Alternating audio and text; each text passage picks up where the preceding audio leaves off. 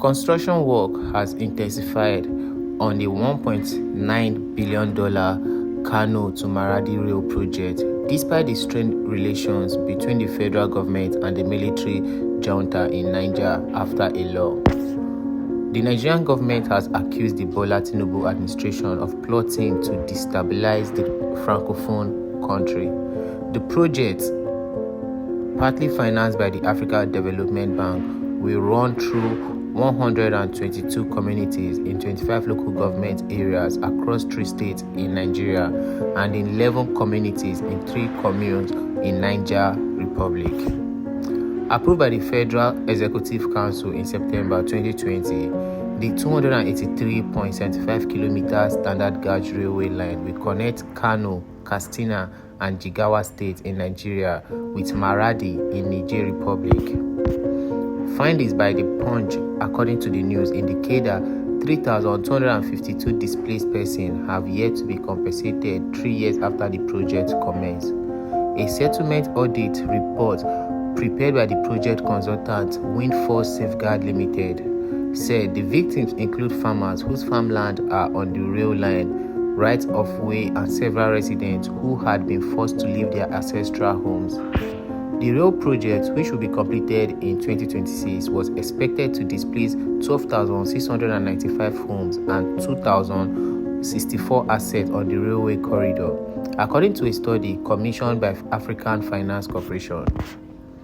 Out of the 20 billion naira earmarked for asset valuation, 12 billion had been paid to 16,000 of the 19,000 enumerated persons. However, about 5 to 531 persons are dissatisfied with the compensation paid to them. Also, residents of Dali Yamal and other neighboring communities within the rail corridor in Kano State complain about the large compensation they were paid for their assets. Babangida Idris, who hails from Garo in Mashi local government area of Katsina State, said he had 7 and other farmers had yet to be paid despite the promises made by officials. According to his word, I and 7 other affected persons were invited to the place of our district head where the officials promised to ensure that we get our compensation within the shortest time possible. This is the 3rd month since we had the meeting, but not a kobo had been given to the 8 of us. According to him, he appealed to the authorities to expedite actions on the payment to enable them to purchase another farm or use the money for another business. It is unfortunate that we are denied the opportunities of cultivating our farms while the compensation is not forthcoming, according to him. Another farmer, Alhaji Nuhu, from Dukawa village, is also in Mashi local government area, expressed dissatisfaction with his compensation, saying he was shortchanged. According to him, he said, I am not satisfied with what I was paid. 2 of us were paid 500,000, which we were shared 250,000 each.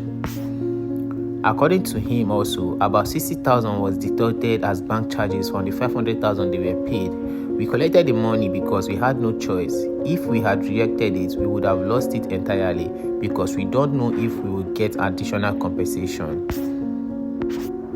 Now, they have accused the contractors in charge of the project of cheating the farmers, noting that a fewer, not more than 50 people were underpaid. They came recently and took measurements of some farms where they want to construct an overhead bridge. We are yet to be paid for that one. Speaking in the same vein, many people in Kano local government area and Makuda in Kano State confirmed receiving some money but regretted that it was below their expectations. The people were also in pain because they took measurements of our farms, including the construction of the bridge. They are still expecting the compensation. Also speaking on the issue, another farmer and ward head of Kandadini village explained that many people were unhappy with the evaluation of their farmland. The officials came 3 times about 4 to 5 months ago and collected our details and assured us that we would be paid soon. The second time they returned, they gave us some papers and reassured us that the payment will be made in no distant future. But up to this moment, we have not received anything. However, Ibrahim Abubakar, a farmer in Yanzaki village of Roni local government area, Jigawa State, confirmed receiving compensation for his farmland. Yes, I was compensated and I don't have any complaint. Also, some people said that they were compensated a few months back and they were satisfied with what they were paid. Another farmer around the local government also laments. The final settlement audit report released in September 2024 recommended a review of the compensation amount paid to the victims, noting that the valuation of their assets was based on the depreciation valuation method, contrary to the replacement valuation method stipulated in the Resettlement Action Plan and AFDB policy. The adoption of the depreciated valuation method in line with the Land Use Act improvised the PAPS more, which is the SDGs, and not satisfied by the AFDB policy.